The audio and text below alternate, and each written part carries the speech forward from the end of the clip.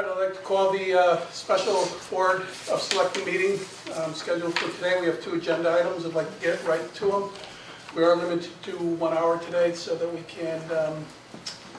we can begin our budget meeting with the Board of Finance. So the first agenda item is related to Titan Solar. It's a presentation to the board by Adam Teff, General Manager of Titan Gen. And what we'd like to do, I'll just give you a little bit of background on this. There was an RFP submitted December of last year from Adam. But basically, one of our energy vendors put out an RFP. It was responded to by the top 2 solar providers here in the state of Connecticut, in our area here. And the RFP was to look at putting a solar installation, if we put a solar installation in the at the country club, what it would entail. Now, in getting the responses back, we were looking for the potential for solar at the country club. In getting the responses back, it was clear that there was one respondent who provided a plan that was in a lot of ways better than the other. They were the only 2 that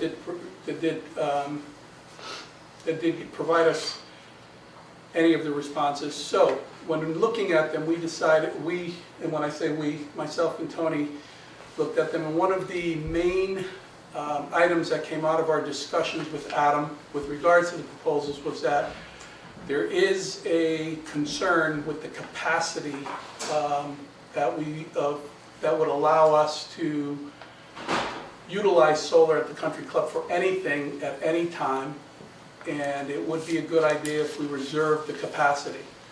One of the folks who actually responded to this indicated that they would be willing to put in the application for us and pay for it, which would obviously save the town money. In exchange, we would enter into a non-binding letter of intent to pursue just with them in terms of solar, in terms of what they're doing. This is not a meeting for us to determine whether we're going to do solar at the country club. This is simply a meeting for us to determine whether or not we see enough value for us to move forward with working with Green Skies, who is a vendor, in terms of working with them to put in the application for the actual capacity that's required. And with that, I'll turn it over to Adam, who we have the presentations here. They were put up on the website as well, Allison, if I'm not mistaken. So these were put in the selectmen's packets. Mm-hmm. Okay, so Adam, if you'd like to give us, and I don't know if I missed anything, if there's anything that I should have said that I haven't said, please, by all means. Yeah, sure. Okay, yeah, I'm speaking to it. Thank you, Mika. Appreciate the introduction. Just for everybody's benefit, I'm Adam Teff, General Manager of Titan Gen. I manage the CCM, so Connecticut Conference of Municipalities Renewable Energy Program. Basically, the program exists to help municipalities run RFPs for solar projects. We're kind of the bolt-on expertise that is here as a resource to make sure that you guys get the most value out of these programs, that you're evaluating your site, you're putting that RFP, getting multiple vendor quotes, and having a guide through that process because it's lengthy. There are a number of different steps, and generally these projects are pretty high profile and of great importance for municipalities. So that's why I'm here. That's where we fit into the mix. I assume everybody's really kind of had a chance to take a peek at this, but I just want to touch on a couple of key points. We put the RFP out, sent it to 8 different vendors, the ones who are located here in the state, the ones that have a great track record of doing this kind of work. Some of those 8 were regional players that really kind of focus on New England, and some national. So we put the RFP out. We hosted the site visit. 4 representatives from companies came to the site visit. We had an opportunity to walk the country club. Between Mika and Tony and I, we'd come up with a footprint on the country club site that we thought would leave room for other uses, but took advantage of the sites that were ideal for solar. So we can talk about layouts. But the purpose of the site visit was to make sure everybody had a chance to walk the site, ask questions, take notes, etc. And also did the same for the transfer station as well on the same day. So the result from that was we got 2 responses back. And I think it's probably a good idea just to speak to, so we got 2 responses, and some of the feedback I got from vendors was hosting capacity, so what Mika talked about, basically, and I'll explain what that is. That's being able to interconnect into the local power grid. So we can talk about that, why it's important. There's some time considerations related to that, but it was a concern for some of the folks who decided not to bid on the project. But generally speaking, Verigy, Green Skies Clean Energy, they're both Connecticut-based solar companies, been in business for a long time, strong balance sheets, track record of doing a lot of work for municipalities specifically. So I think, and I've worked with both vendors before, they're both great. You get what you sign up for with both, so I wouldn't have any reservations recommending either one. The offer from Green Skies was definitely more advantageous for the town, so that's the one that I was recommending as an area of focus. And then, I want to make sure folks understand, where this, what the purpose of this array would actually be and how that translates to monetary benefit for the town. So there are different programs that the state of Connecticut comes up with. Basically the way these things work, they're all public policy measures. The goal is to get more green renewable energy on the power grid. The state sets targets that they want to be X% renewable by such and such a year. So there's only so many ways they can do that. Eversource and UI are out of the generation business. They're really just in the poles and wires business now. So it's not as easy as just mandating that they go and build solar fields. So they incentivize private companies to come in and try to do that work.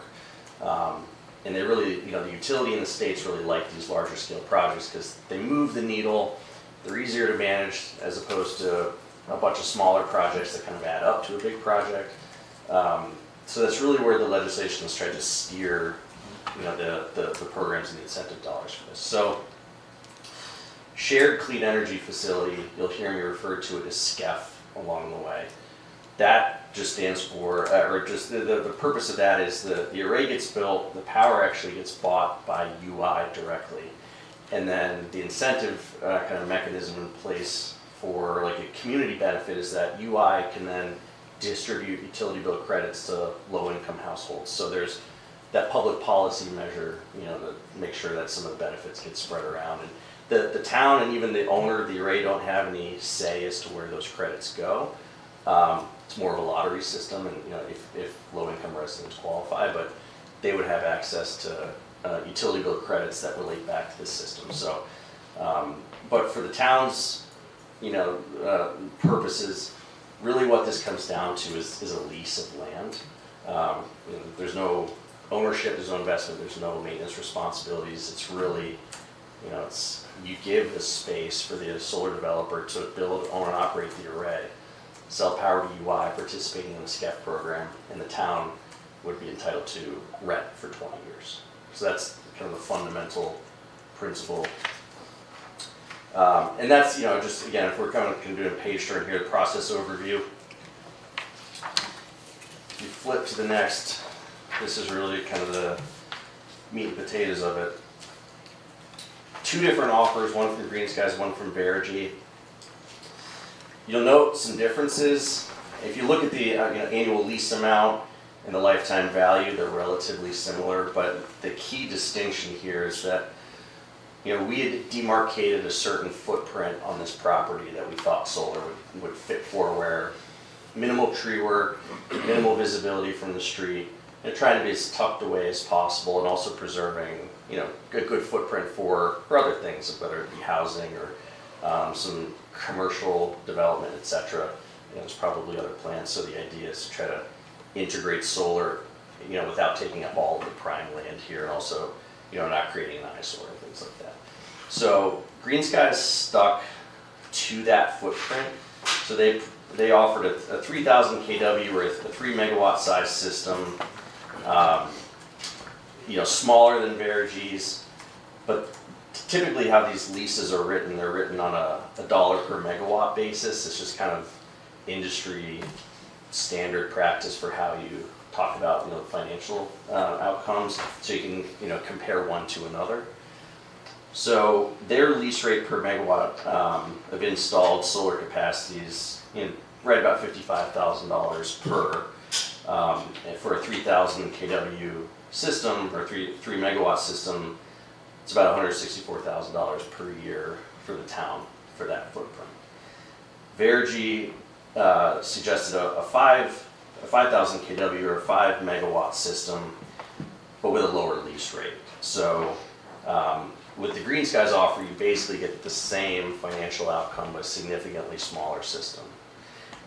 Green Skies or any other vendor could go all the way up to 5 megawatts if that was ultimately what the town wanted to do. That's where you're capped for the SCEF program. You can't go bigger than 5 megawatts. But again, try to utilize the space that we thought would be the most palatable for folks. That translated, to the 3 megawatt system. We touched on a lot of this already. Power would go back to UI under the SCEF program.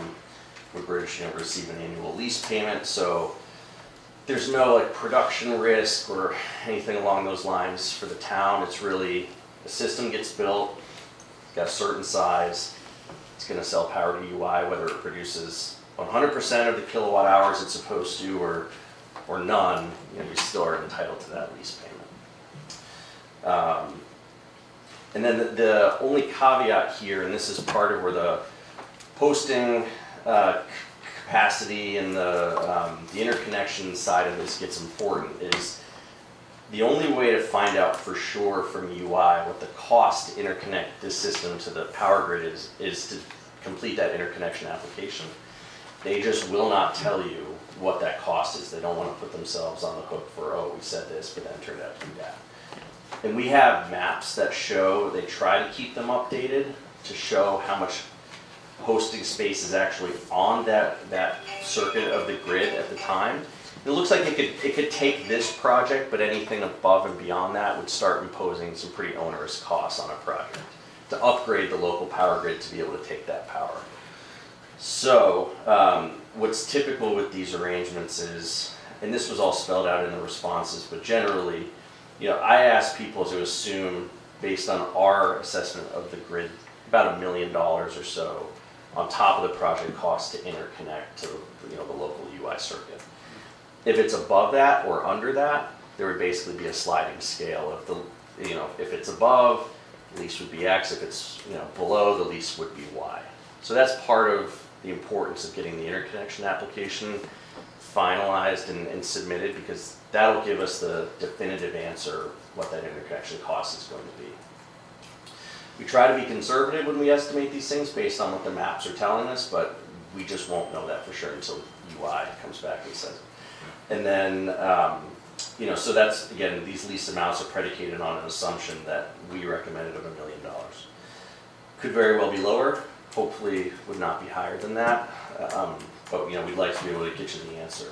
And as far as hosting capacity and what that concept means, I think the easiest way to explain it that most folks get is, like, if you think of the power grid as a highway, like the lines are like a highway, and instead of cars you have electrons traveling on that highway. The more congested that highway is, the harder it is to get onto it. Basically what I'd ask you to think about, it's almost like if you were trying to get on a highway that was the on-ramp was just so jammed up with cars that the only solution was to build another on-ramp.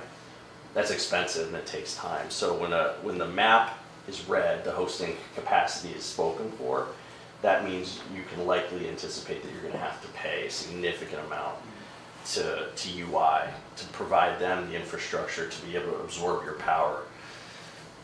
And those are the sort of things that really get in the way of projects, because it's the kind of thing where sometimes you can submit the interconnection application and they could tell you they may be double what you were planning on, or if that interconnection that's available gets spoken for, then your costs start to rise really dramatically. So the idea is when you get that interconnection application in, that reserves that space for your project. Whether you use it or not is up to you.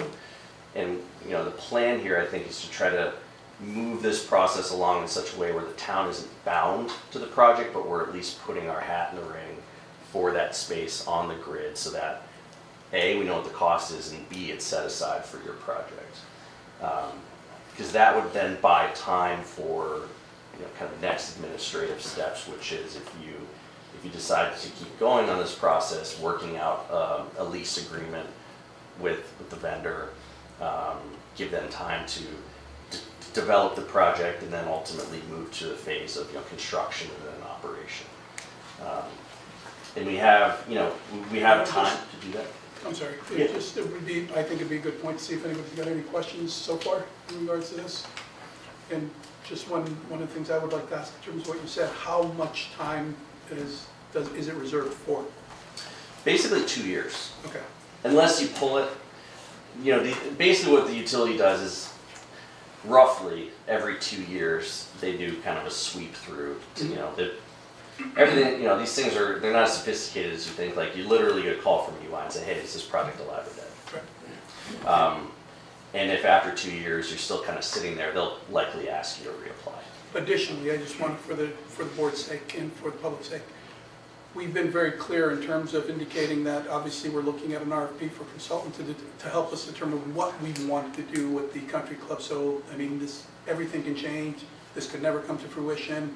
We might want to do something on top of the structure that's put there, whether it's a commercial building, hospitality, housing, whatever it might be. That's all, we've been very clear in regards to that, and the vendor is still willing to do this in the hope that we would go forward with some type of solar at that location. And to effectively do that, we need to make sure we reserve the capacity. Right, so everybody was, and that, you know, that frankly, that might have been another reason why maybe the vendor turnout was a little bit lighter than sometimes it usually is. Just because, you know, we wanted to make it, on our side, we wanted to make it crystal clear to everybody participating that, you know, this is sort of this is an issue that's still evolving, I think, for the town as far as what you ultimately plan to do with this property. How big the system is, how small, you know, so sizing, location, other uses, I mean, these are all open questions that I think, you know, a lot of vendors are okay with, and then some, you know, probably look at it and think, right, maybe it's not for them, but that is crystal clear to everybody here, so that wouldn't be a surprise to Green Skies or Verigy. Is this capacity limit specific to that site, specific to the town of Woodbridge? Are there more than one different substations or whatever that Woodbridge goes through where there may be other capacity? Or is this just related to the SCIF program? And I Yeah, assume- so you want to get to the closest local substation that you can, because the further out from that you have to go, it's just adds up in terms of costs and all. You know, the project likely couldn't survive that. So it's a localized issue on the power grid here in the circuit that serves this town. So That's the only circuit that serves this town, just the one? well, there's one substation. I have to the name of the substation exactly escapes me, but that's the one that serves the circuit that the country club is on, and also a transfer station. So it's not a SCEF. The SCEF program capacity is, and we can talk a little bit about how the SCEF program works, but they allow 50 megawatts per year of new projects into the program. So it's a competitive program, and you know, that's just another angle of this whole thing that we want to be mindful of in terms of how we participate with that, because we have to then bid our project into SCEF. Basically, the way SCEF works is you have other folks across the state who are trying to do the same thing that you are. They have a project, they want to lease the land to a solar developer. Solar developer is ultimately going to sell power to UI or Eversource. So the competitive nature of SCEF basically is each project, when they bid into SCEF, they say, okay, I can sell you power for 10 cents a kilowatt hour. I can sell you power for 11, I can sell it to you for 9, etc. Utilities go through and they select the lowest cost projects first until they hit that 50 megawatt limit. So, you know, that's part of our strategy here in terms of how we, you know, position this project to be successful within SCEF. You know, not related to the hosting issue, but just something else to be aware of kind of as you know, we navigate through, you know, this project. And if we were on the far northeastern edge of the town, we would be in a different area where the capacity might be different. Is that what you're saying? Really, you know, the hosting capacity maps are not, it's not like they completely disregard town borders, but it's just more about where the substations are and where you are in relation to it. But I know that the transfer station, you know, and the country club are on the same circuit. So we'll be kind of fighting for the same space on that. There's been a question in regard to phase 2 versus phase 3. Is there a quick explanation of that? And in other words, I know, for example, when we looked at the transfer station, it was pretty clear that the costs associated with delivering solar to the transfer stations were prohibitive or extensive. Yeah, there's single phase power there, but there's no easy access to 3-phase power. You can think of 3-phase power as just like a more robust system for bringing those electrons kind of to and from. Mm-hmm. If you had a big generating asset, it would just fry the line basically with a single phase.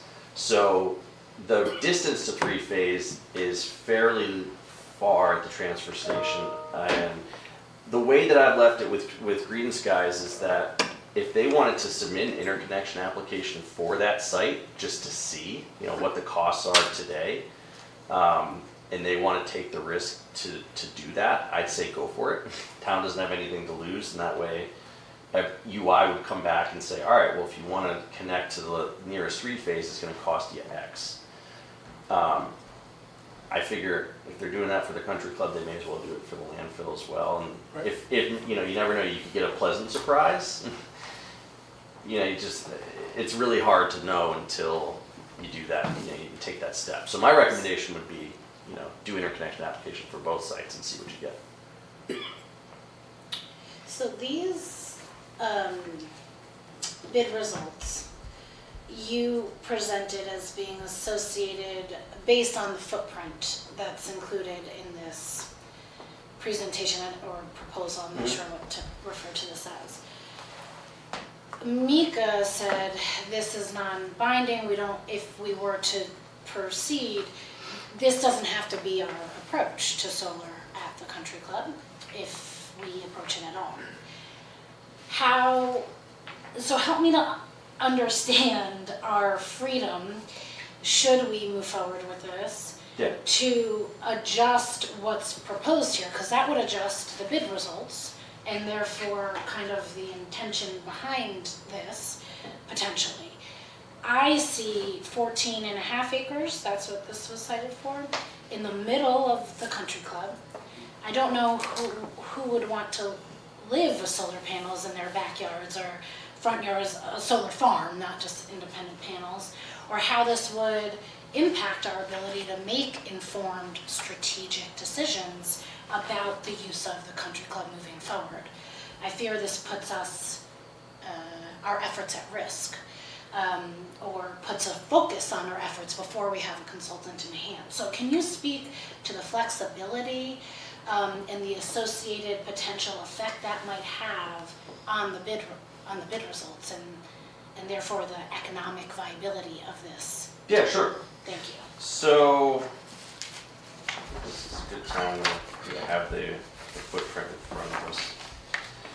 So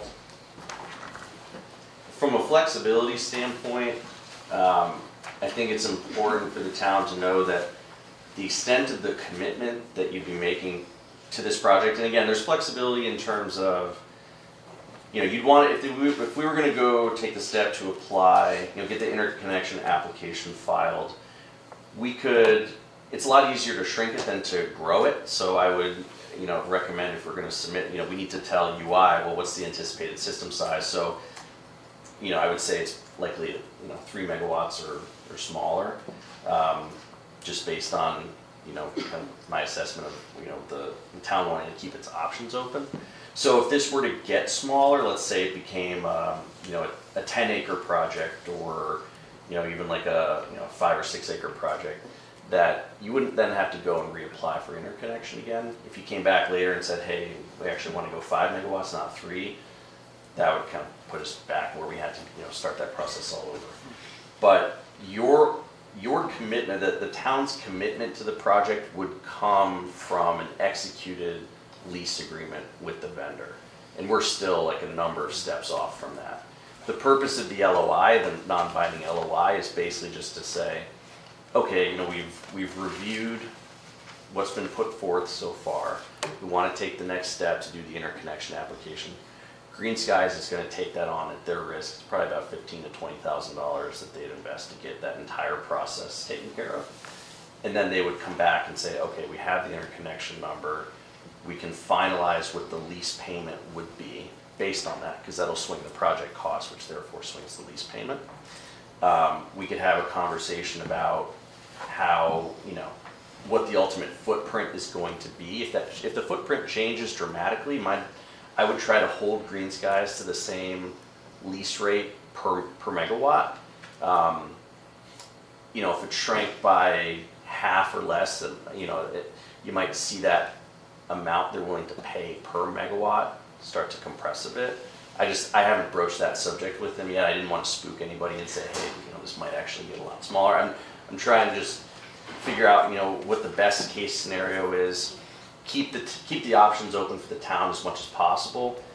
And then I envision that if you get to a place where you've got the results of the interconnection study and, it's sort of a fork in the road where you're either going to kind of take the next step or not, that would probably put us in like the June time frame, where I think we'd have all the answers we need for the June of 24? Yeah. So if that, gives the town some breathing room to try to put other ducks in a row with, if you have a study or, whatever else you're doing, that would be the next opportunity, because then that would tee you up for the next SCEF auction, which would be a year from now. Yeah, that's not a lot of time to move forward with the country club proposals. We don't have to.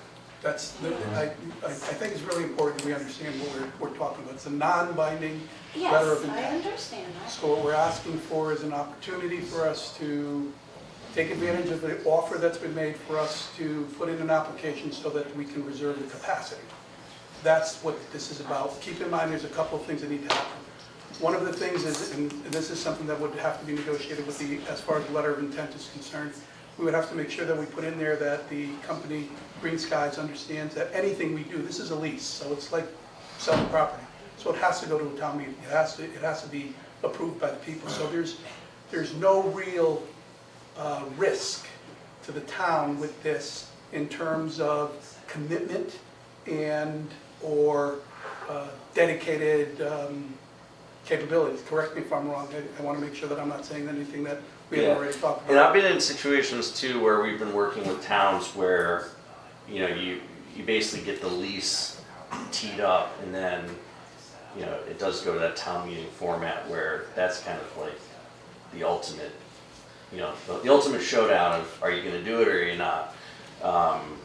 So, that's a process that, I'm familiar with, and, my job, as I view it, is try to keep this thing moving along for you guys in such a way where you get closer to the answers that you need, and a lot of that hinges on the interconnection side of it. And the only way to do that is through the interconnection application. So what I'd like us to remember is that, yes, there's going to be additional conversations, discussions, and meetings that we have to go through in order to get to where we make a decision as to yay or nay on the project, type of thing. But right now, what we're trying to determine is, do we feel comfortable enough to sign a letter of intent that is non-binding, that would give us the opportunity to put in the application required to reserve the bandwidth. The way I see it is, if we don't do that, and someone comes in and reserves the bandwidth, and again, make sure that I'm correct about this, we know that it'll be a far more expensive proposition to do any kind of solar at the country club. That's correct. Yeah, I mean, when the available hosting capacity is spoken for, what might have normally cost $1 million could cost like 3 to 5. So, which would be almost as much as the project itself at that point. And So- do we have an understanding of other potential locations in town that can accommodate a similar situation? Andrea, I'm just gonna. I understand where, But I- don't you think that's a valuable question in the context of In this time, conversation? absolutely. But what I'm saying is what we're trying to decide now is whether we want to go forward with the And that application. would help me to make the decision. So be it. So we did look at the transfer station as well. That is roughly like 1.4 megawatts. So smaller scale. The same, the interconnection aspect of that project, it's a similar thing where the only way you actually know for sure what UI is going to charge you to connect to their grid is to do that step, the interconnection application. It's not super. I mean, it's not super easy to find. I mean, you guys know your town better than me, of course. The country club site it's a great site for that project just because you can get really good scale there. And as of now, the hosting capacities can support that project. So that's really what kind of makes it unique. It's that particular area is nice and flat, it's dry. Interconnection at this point is good. So. And please understand, I'm not trying to have you not ask questions or not understand this completely, but again, I want to make sure we keep in mind what the objective is here. And it's really pertaining to the application and reserving the capacity. Because there's little we can do if we lose that capacity. There's little we can do if we want to do solar in any way, shape, or form at the country club going forward. So I have a couple questions regarding timing and the program itself. I think I hear you saying this is an annual program, and the amount of capacity is something that's set by the General Assembly and legislature each year. And the UI response to tell us what the interconnection costs would be could change year to year, depending on which year we put our application in. I wonder how long. Well, it would change depending on other activity in this area for other projects. Right. So if there's What other people are offering. well, let me clarify that. So there's SCEF itself is a bid-in program. So yeah, every year when projects, Right. project A, B, C. Right. But a private entity that's also trying to get on the grid is not going to go through SCEF, right? No, they will. Yeah. So they also, so we're competing against a private entity as well. There's two layers of competition here. There's SCEF, which is a competitive bid-in program, and then there's the hosting capacity, which is whoever gets there first gets their application in. They grab that. So and it's a tough thing to plan around because you don't know what other people are doing. That's, I think, exactly what my questions revolve around that. I'm also interested in, actually I have a series of questions and I know we don't have time for this. So prior to our next meeting, Mika, do you want us to kind of tee up some questions that we can maybe have answered? No, I'd like to continue with this until we finish it. If we don't get to the country club piece of it, then I'm sorry, we'll put that into the next Okay. agenda. So I guess my other question was about property tax, and I think I understand that anything in a proposal like this is not going to yield the town any property tax on the equipment. Well, let me yeah. What I So read in the agreement, I'm sorry, go ahead. all I was gonna say is that for a project like this on town-owned property, you obviously, I mean, if you're not gonna tax yourself, right? So basically the way it works is We would want to tax green skies, I think. well The It net, comes right back out. developers basically when there's a project like this, the developer is effectively saying, this is what we can afford to pay. right, however you want to characterize it, Right. as tax or So revenue, you know. the Shaw proposal that we had years ago had property tax as one of the income streams. The $164,300 per year lease rate is a net rate, so anything we do, that would be the net that we would receive with regard to Right. Green Skies, period. And that's more than just this in the letter of intent, that's also at the state level, they took out the option to have property tax, or? So for a front of the meter system like this, the town would be, you know, the system would be subject to property tax if it was on like a privately owned farm somewhere. You know, the fact that this is town-owned property, it's sort of like a distinction without a difference in terms of like, well, how do you want to characterize that money coming in? Do you want, you know, is it, if you were going to say, oh, we'd have to tax this thing $100,000, you know, a year based on property value or whatever, I'm just throwing a number out there, then there would be 60,000 then left over to characterize as rent. Yeah. That's- If I may, again, I want to reiterate that all of this discussion is what I would expect us to have at a meeting when we have a little bit more time than what we have right now. And it would all be part of moving forward in the due diligence that would be done in terms of us identifying what we want to do from a solar perspective along the project.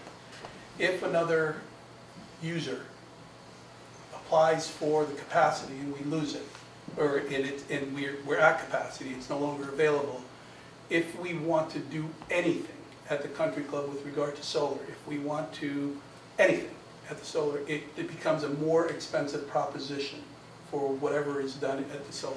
And that's regardless of the SCEP program, that's as a result of, I'm gonna use the word technical and tell me if I'm using it incorrectly, but technically, that capacity is gone, so you have to build to get to where you wanna go to, which makes the project more expensive, period.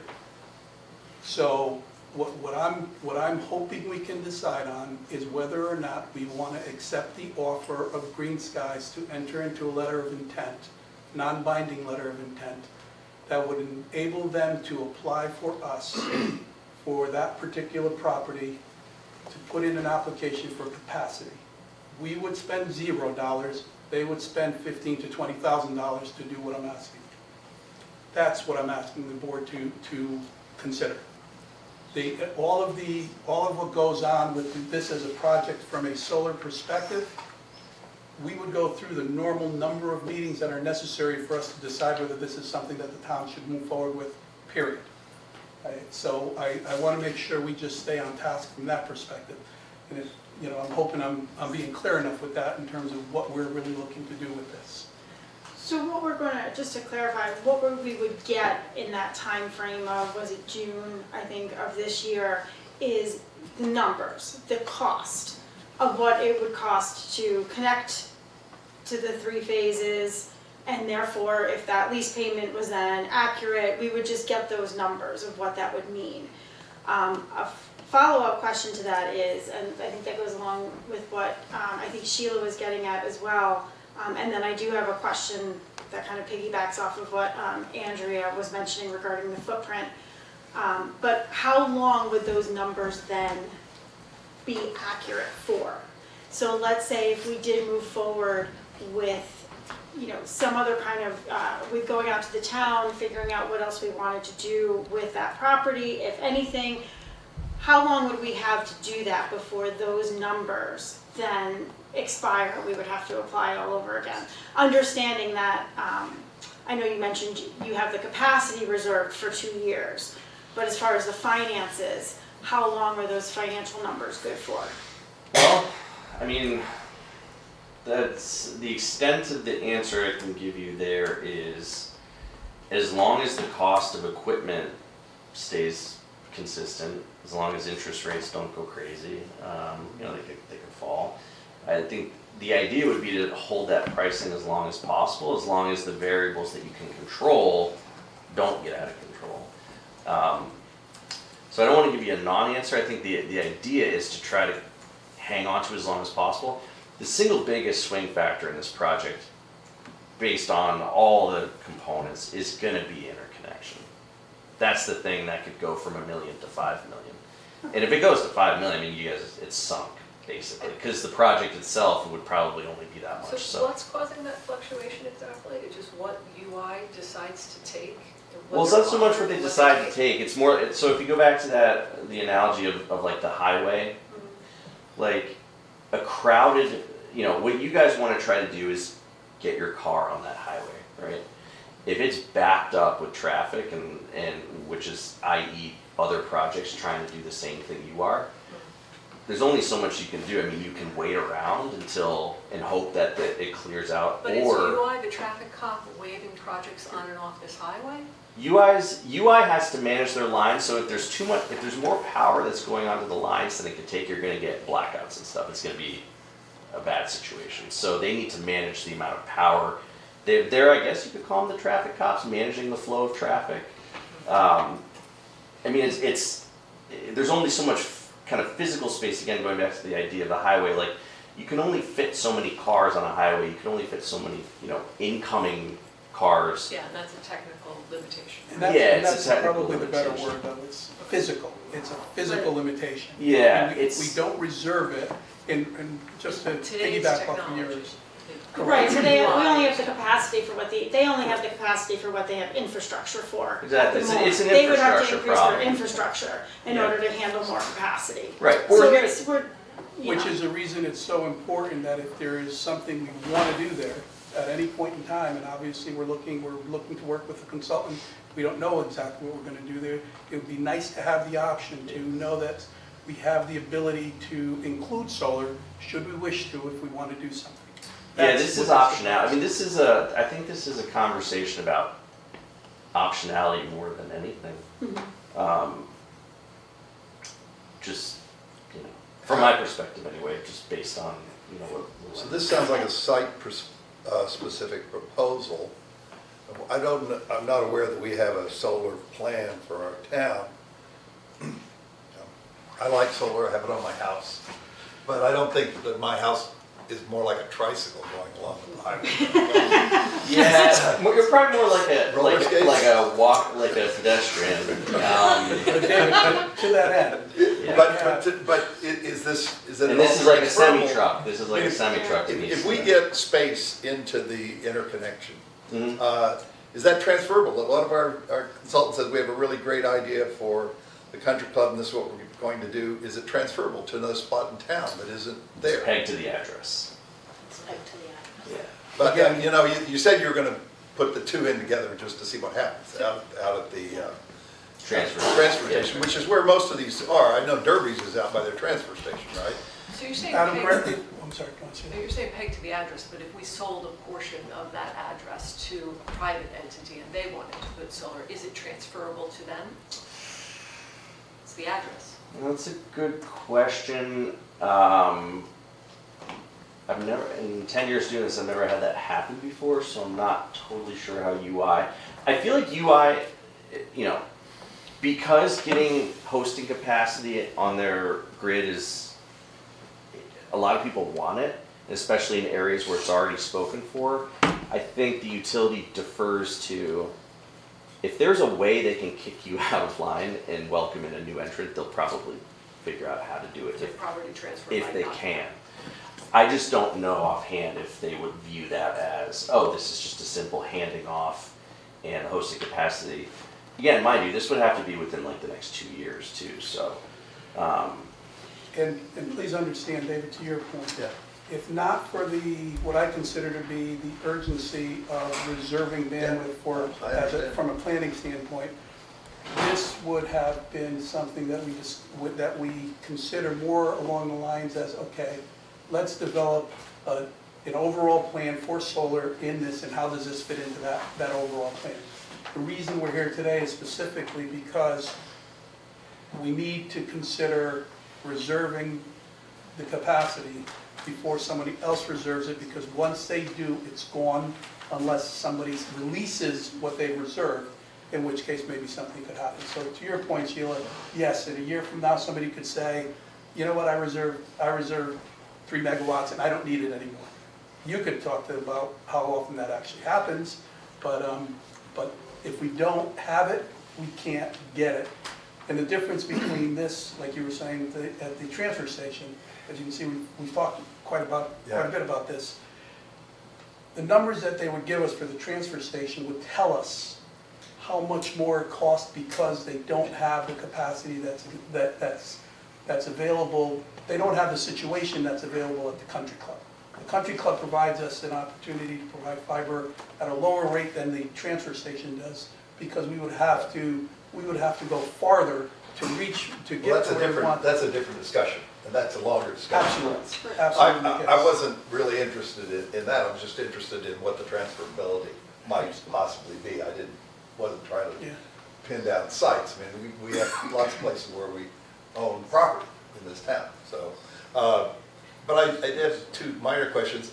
About how long does it take to come online once this gets started, usually? Well, the project would have to go through the siting council, which can, depending on how quickly or slowly they can, whatever their backlog, their docket of projects that they're trying to get through, that can be a variable. On average, though, usually talking about 2.5 years.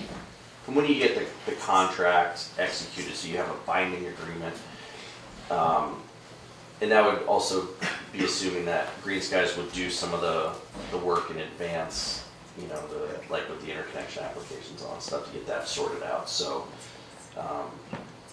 And then, what happens after, this is a 20-year contract, what happens after 20 years? yes. These things keep going, I'm saying, what happens then? Yeah, so these contracts are typically written so you have a few different options. I think the easiest option to fall back on is the owner of the equipment takes it back at their cost and restores the site, to pre-solar condition. Although probably not, you probably wouldn't want it in pre-solar condition now because it's fairly overgrown, but that would be your sort of get out free and clear option. The other would be, typically there's 5-year extensions, so you would just keep the equipment there, renegotiate a payment, for an additional 5 years, and then if at the end of that 5 years there's still more life, you could do it again. You're also able to purchase the system at fair market value at the time, but again, I view that as the lowest likelihood option that most people would exercise at the end of the contract terms. I think it's usually plan to have the vendor take the equipment back at their cost, or if there's a viable program, or just there's a good business case to keep it going, then just do another 5-year clip with it. I imagine the infrastructure that they put down, it's now 20-year-old technology, so purchasing that. There's no reason. There's really no reason to purchase it. I think as long as you have an exit ramp from this deal that doesn't cost you anything, doesn't commit you kind of in advance to a financial, that's to a bill, then that's really the fallback plan. If there's a good case for an extension, great, but I kind of view that more as just kind of gravy at that point. Would be my plan.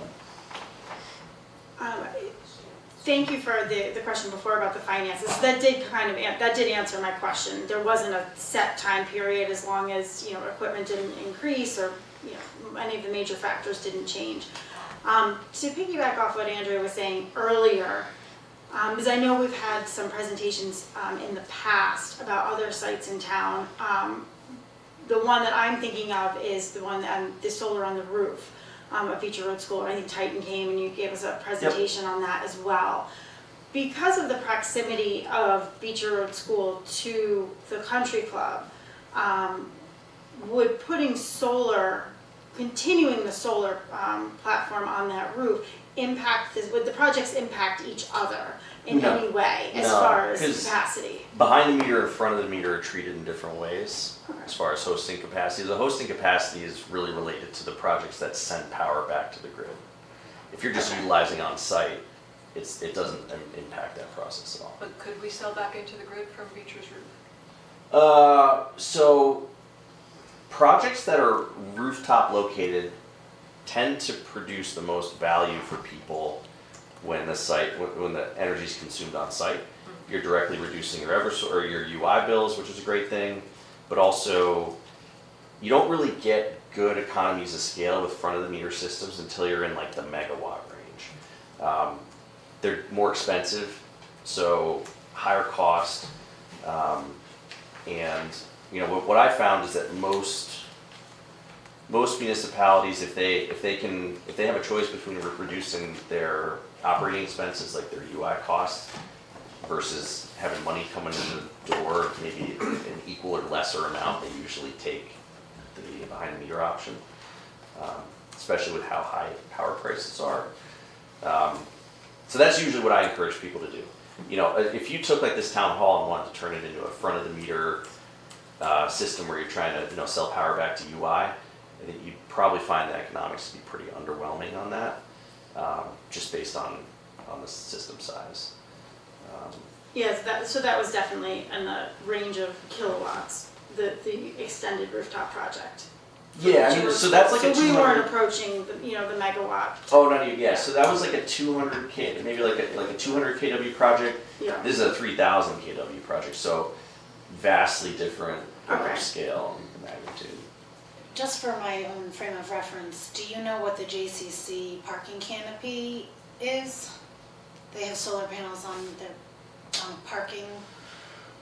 I've been there once. I think that might be like, I don't know. I'm Smaller. in terms of probably. system size. Yeah, This was a long time ago. it's probably more closer to Beecher. I think it's closer to like what's currently on the rooftop of Beecher now, That's more a- than Yeah. other, if I had to estimate, yeah. Yeah. We can find that out, so Yeah. they're more than willing to let us know, so Yeah. we can find it out. Then look, I mean, carports and rooftop solar. I mean, these are all good things to do to put together like a sustainable, you know, plan for town. And you know, I'm with any as rooftops as you can do. You know, that's a great thing. I think, you know, you're just dealing with a very different, you know, apples and oranges kind of with a project like this, or even the transfer station versus, you know, school rooftop and things like that. And they don't impact one another No. from that perspective. They're exclusive, yeah. So, but John, oh, I'm sorry. well, just to wrap up this point, what I'm hearing from you is though there's flexibility in the layout of the solar at the country club, it really wouldn't be viable financially, I think you were calling it front of the meter option, to place the solar on any potential commercial development or No, whatever. you could, but you'd be doing something different. You would just be offsetting the energy consumption. It wouldn't be a revenue generating necessarily. It would be difficult. I mean, to get a project like this onto a roof somewhere, I mean, you know, to get that same kind of financial outcome, Yeah. you know, Or seven. unless you guys have like an Amazon distribution center in town, I don't know Amazon about. warehouse. Yeah, so that's, you know, that's really, that's what it comes down to. Flexibility is still it being an array on ground, just where it's located.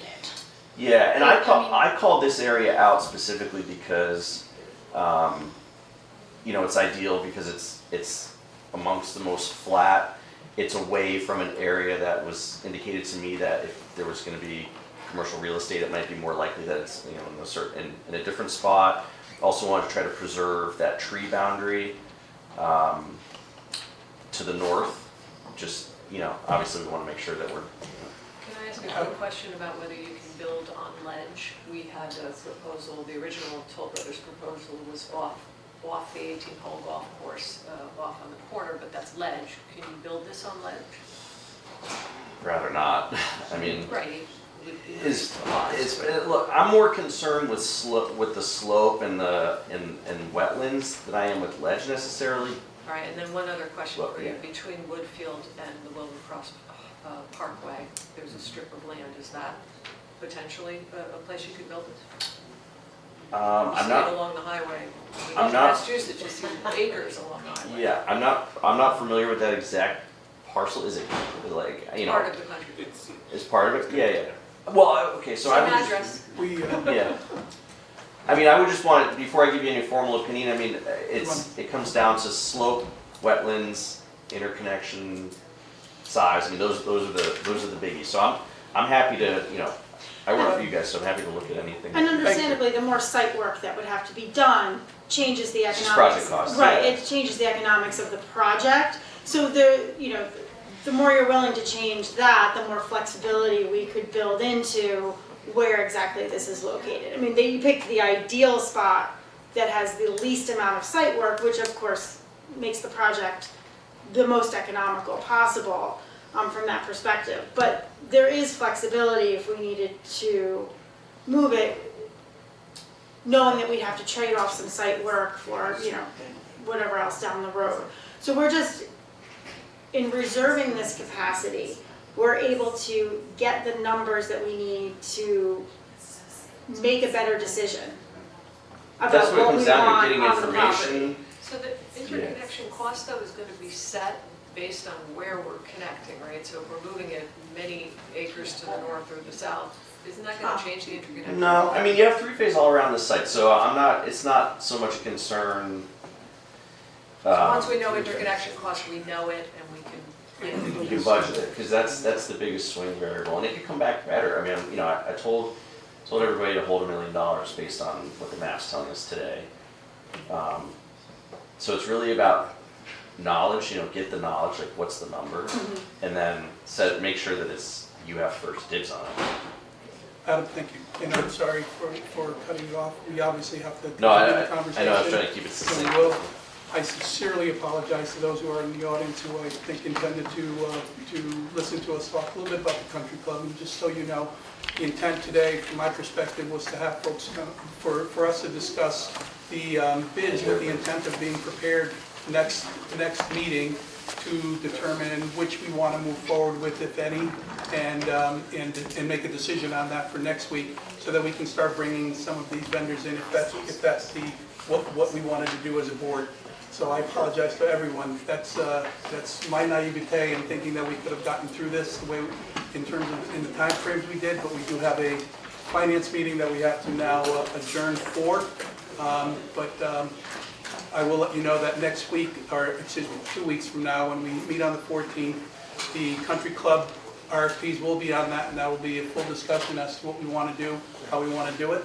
And as far as the solar is concerned, I will put it on the agenda again specifically to determine if we want to consider moving forward with the letter of intent and having something signed to reserve it. So I sincerely apologize to everyone in the audience and everyone who tuned in specifically for that.